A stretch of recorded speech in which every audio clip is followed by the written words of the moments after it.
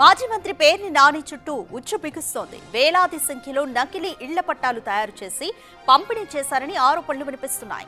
2024 ఎన్నికల్లో కుమారుణ్ణి గెలిపించేందుకు ఈ కుట్రకు తెరలేపారని తెలుస్తోంది. ఎంఆర్ఓ కార్యాలయంలోనే నకిలీ పట్టాలను ముద్రించారని, వాటిపై బదిలీపై వెళ్లిన ఎంఆర్ఓ సంతకాలు చేశారని తెలుస్తోంది.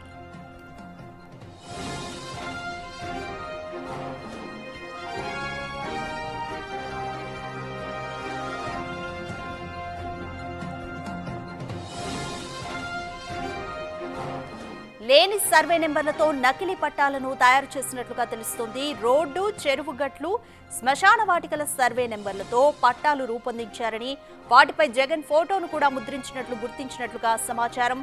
మొత్తం 10,000 నకిలీ పట్టాలను గుర్తించడంతో ఈ వ్యవహారంపై జాయింట్ కలెక్టర్ ఫోకస్ చేశారు. ఇప్పటికే పట్టాలను స్వాధీనం చేసుకున్న అధికారులు దర్యాప్తునకు ఆదేశించారు. ఈ వ్యవహారంలో ఇప్పటికే ఒక వీఆర్ఓపై సస్పెన్షన్ వేటు పడింది.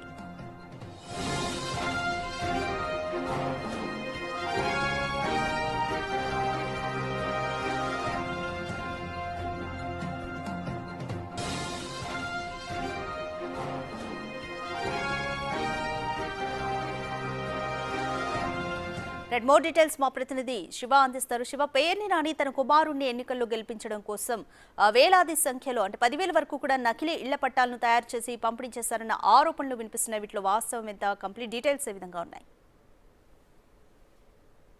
మొత్తం మీద చూసుకుంటే మాజీ మంత్రి పేర్ని నాని వ్యవహారం ఇప్పుడు ఆంధ్రప్రదేశ్లో హాట్ టాపిక్గా మారింది. ప్రధానంగా చూసుకుంటే పేర్ని నాని ఆయన కుమారుడు గెలుపు కోసం కూడా దాదాపుగా 10,000 నకిలీ ఇళ్ల పట్టాలను తయారు చేసి, అంటే ఏ సర్వే నెంబర్ కానీ లేకపోతే ఎటువంటి ఆధారాలు కానీ ఎవిడెన్స్లు కానీ లేకుండా ఒక బోగస్ సర్వే నెంబర్ని, బోగస్ సర్టిఫికెట్లను సృష్టించి 10,000 ఇళ్ల పట్టాలని తయారు చేసి ఎన్నికల సమయంలో 5,000 మందికి పైగా పంపిణీ చేసినట్లు అధికారులు గుర్తించారు. ఈ వ్యవహారానికి సంబంధించి అప్పట్లో మాజీ మంత్రి అంటే అప్పటి మాజీ మంత్రి ఇప్పటి మంత్రి కొల్లు రవీంద్ర చాలా అడావుడి చేశాడు. కొద్ది కాదు గొప్ప కాదు, చాలా రకాల అడావుడి చేశాడు. ఆ నకిలీ ఇళ్ల పట్టాలు తయారు చేస్తున్నారని చెప్పి అప్పట్లో వీఆర్ఓ కార్యాలయంలో అర్ధరాత్రి పూట వెళ్ళి తనిఖీలు చేసి ఆందోళన చేసిన పరిస్థితి. కానీ కూటమి ప్రభుత్వం అధికారంలోకి వచ్చిన తర్వాత ఆ ఊసే వెత్తట్లేదు కొల్లు రవీంద్ర. సో ఈ నేపథ్యంలో పలువురు టీడీపీ నేతలు అయితే తీవ్రస్థాయిలో విమర్శల వర్షాన్ని గుప్పిస్తున్న పరిస్థితి కనిపిస్తోంది. మరొక వైపు పేర్ని నాని ఆయన కుమారుడు కిట్టు గెలుపు కోసం కూడా నకిలీ ఇళ్ల పట్టాలు తయారు చేశారని చెప్పి కూడా ఆరోపణలు వచ్చాయి. జగన్ ఫోటో వేసి జగన్ ఏదైతే నిజంగా ఇళ్ల పట్టాల పంపిణీకి ఎటువంటి పత్రాలను, ఎటువంటి నామ్స్ని, ఎటువంటి సూచనలు, సలహాలు ఇచ్చారో వాటన్నిటిని యథాస్థితిగా కూడా అంటే డూప్లికేట్ ఫేక్ పట్టాలను తయారు చేసి 5,000 మందికి పంపిణీ చేసినట్లు గుర్తించారు. ఈ వ్యవహారంపై సమగ్రమైన విచారణ చేయాలని చెప్పి కూడా ప్రభుత్వాన్ని కోరుతున్నారు. మరొక వైపు ఈ అంశం వెలుగులోకి రావడంతో ఇప్పటికే వీఆర్ఓని సస్పెండ్ చేసిన పరిస్థితి కనిపిస్తూ ఉంది. ఎంఆర్ఓ అక్కడి నుంచి వేరే ప్రాంతానికి ట్రాన్స్ఫర్ అయ్యారు. అతని పాత్రపై కూడా ఏ మేరకు ఉందనే దానికి సంబంధించి అధికారులు విచారణ చేపడుతున్నారు. కృష్ణా జిల్లా జాయింట్ కలెక్టర్ నేతృత్వంలో నిన్న ఈరోజు విచారణ కొనసాగుతూ ఉంది. ఇవాళ సాయంత్రానికి కానీ రేపు కానీ ఈ వ్యవహారానికి సంబంధించి కేసు నమోదు చేసి దర్యాప్తు చేసే అవకాశం కనిపిస్తూ ఉంది. ఈ కేసులో పేర్ని నాని, ఆయన కుమారుడు, అలాగే ఎవరైతే ఎంఆర్ఓ ఉన్నారో ఆయనపై కూడా కేసు నమోదు చేసే అవకాశం కనిపిస్తూ ఉంది. అయితే ఈ కేసుకు సంబంధించి పోలీసులకు ఇవ్వాలా లేకపోతే సిఐడితో దర్యాప్తు చేయించాలా అనే అంశానికి సంబంధించి ప్రభుత్వం కూడా మరొక ఆలోచన చేస్తూ ఉంది. ఈ అంశానికి సంబంధించి ఇవాళ రేపట్లో పూర్తి స్థాయిలో నివేదిక వచ్చిన తర్వాత తదుపరి చర్యలు ఏ రకంగా తీసుకోవాలి అనే దానికి సంబంధించి కూడా ప్రభుత్వం నిర్ణయం తీసుకునే అవకాశం అయితే కనిపిస్తూ ఉంది. కానీ స్థానిక మంత్రి కొల్లు రవీంద్ర మాత్రం ఈ వ్యవహారానికి సంబంధించి కూడా చూసి చూడనట్లు వ్యవహరిస్తున్నారు.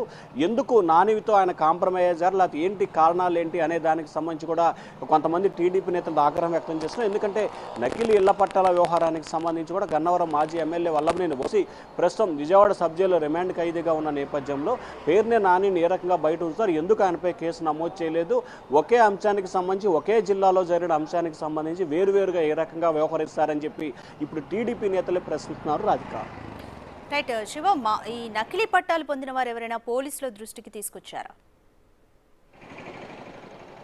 ఈ వ్యవహారానికి సంబంధించి నకిలీ ఇళ్ల పట్టాలకు సంబంధించి ఎన్నికల ముందే ఈ అంశానికి సంబంధించి తమకి సైట్ కేటాయించాలి, తమ పట్టాలు అపై అనుమానాలు ఉన్నాయని చెప్పి అప్పట్లోనే అంటే ఎన్నికలకు ముందే పలువురు అధికారులకు ఫిర్యాదు చేశారు. దానిపై విచారణ చేపట్టిన తర్వాతే అప్పట్లోనే ఒక వీఆర్ఓను సస్పెన్షన్ చేశారు. అయితే ఈ వ్యవహారం అంతా కూడా ఎన్నికల ముందు జరిగింది. పోలీసులకు ఫిర్యాదు చేయడం, రెవెన్యూ అధికారులకు ఫిర్యాదు చేయడం, అట్లా అన్ని రకాల అంశాలకు సంబంధించి అప్పుడు ఫిర్యాదు చేశారు. తాజాగా ఈ వ్యవహారానికి సంబంధించి కొంతమంది లబ్ధిదారులు మళ్ళీ రెవెన్యూ అధికారుల కార్యాలయం చుట్టూ తమ సైట్ చూపించాలి, తమకు స్థలం ఎక్కడించారో చూపించాలని చెప్పి అడుగుతున్న నేపథ్యంలో వ్యవహారం మరొకసారి వెలుగులోకి రావడం జరిగింది.